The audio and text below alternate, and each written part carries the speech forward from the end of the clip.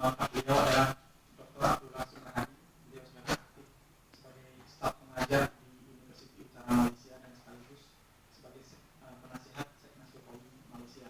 Dan kemudian beliau juga aktif di satu lembaga yang bernama Asia Pacific Society for Public Affairs, yang mana beliau sebagai co-founder di organisasi tersebut.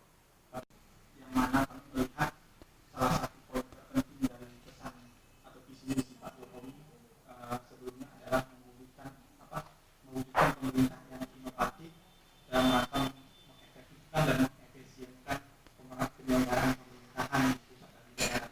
Jadi melalui paparan nanti kami berharap dapat masukan-masukan yang positif dan konstruktif dari narasumber tentang bagaimana demokrasi kita adalah demokrasi yang terlibat ketiga di dunia.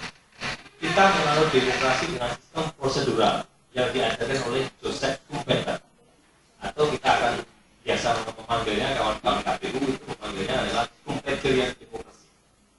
Tapi ada satu angle yang salah yang kita ambil dari Schumpeter, bahwa kapitalisme yang diciptakan oleh negara-negara Eropa dan Barat pada abad ke-19 itu telah mampu menyukseskan kehidupan ekonomi dunia dan kemudian menghancurkannya. Betul. Misalnya tadi kita bercerita informal tentang undang-undang perfilman, itu sudah ditandatangani oleh Pak SBY sejak tahun 2009.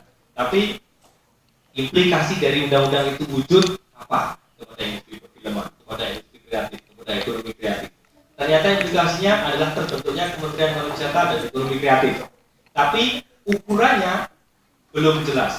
Kalau kita tanya kepada orang-orang di Angkasa Pura, Pak punya nggak data turis solid data turis yang masuk ke Indonesia untuk melihat kekayaan kita di Indonesia, kekayaan kultural, kekayaan budaya kita. Mereka sampai nggak punya data. Karena apa? Database-nya itu yang ada di departemen di bagian imigrasi itu tidak terhubung dengan kementerian-kementerian itu tadi.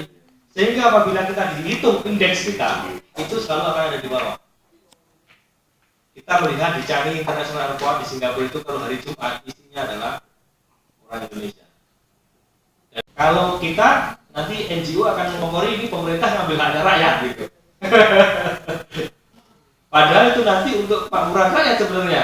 Coba kalau pemerintahnya bersih, transparan, cerdas dan inovatif, maka aku akan memberikan kamu satu nilai investasi seumur hidup, misalnya lifetime investment.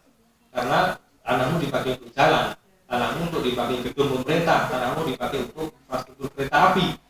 Jadi pemerintah nggak akan mengalami dilema dalam membuat satu kebijakan, keputusan yang cepat, nggak akan pernah itu. Karena Bapenas selalu ngitung, Pak pembebasan lahannya sekian miliar, sekian triliun. Belum beli semen, belum beli besi. Kalau mau beli semen di BUMN, sebenarnya direkturnya BUMN ngomong beli harus bayar lunas dulu, macam-macam. Isunya nggak akan habis-habis untuk diceritakan. Intinya adalah bahwa setiap kebijakan yang dihasilkan itu tidak align dengan kita punya sumber konstitusi. Itu adalah satu persoalan yang sangat besar dan sangat fundamental. Sehingga rakyat mencurigai pemerintah, pemerintah mencurigai rakyat. Versinya ada dua. Rakyat memerlukan pemerintah yang solid dan mempunyai keteladanan. Kemudian pemerintah juga memerlukan rakyat yang handal. Maka Pak Jokowi menambahkan revolusi mental. Jadi dia tidak hanya dari top, tapi juga dari bottom. Jadi nanti akan ketemunya di tengah. Tapi kalau kita ngikutnya ini adalah statistik sosial, perubahan ini baru kita akan rasakan 15 tahun lagi. Kalau Pak Jokowi bisa 10 tahun. Tapi kalau hanya satu periode, nah itu hanya akan berhenti di wacana-wacana seperti ini. Akan berhenti di public discourse. Kita tuliskan bersama Mas Abila ini menjadi peta membangun Indonesia.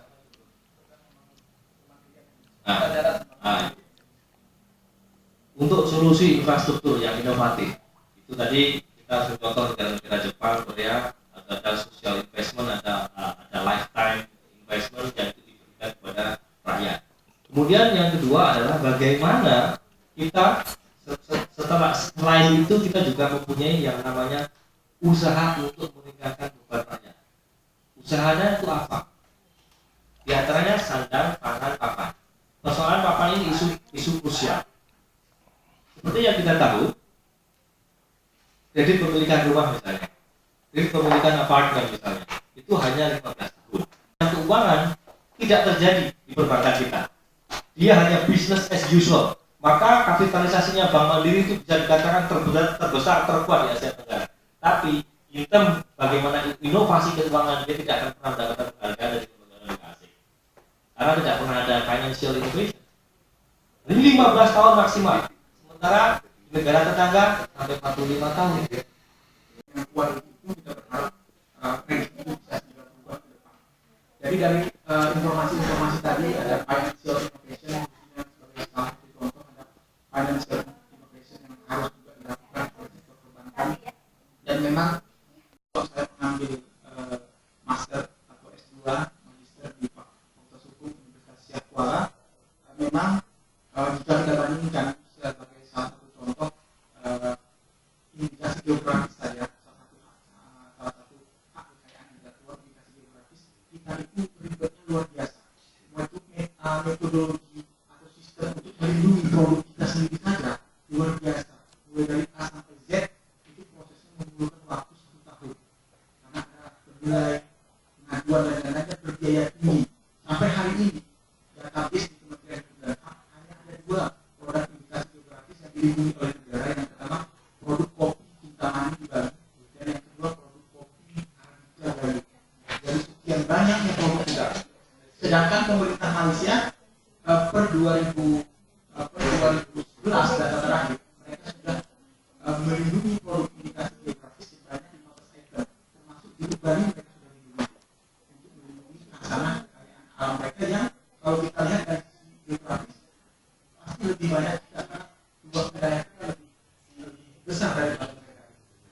Pemerintah jadi kurang inovatif dan kurang kreatif dan responsif dalam melindungi khasanah budaya dan kekayaan alam kita sendiri. Kualitas legislatif kita yang sangat ini ya, sangat kurang dan sebagainya. Itu kira-kira bagaimana itu bisa seperti itu ya, mungkin disampaikan oleh pemerintah ataupun lembaga apa begitu, masih kurang begitu seksi ya, gitu ya. Sebagai contoh, kita lihat sekarang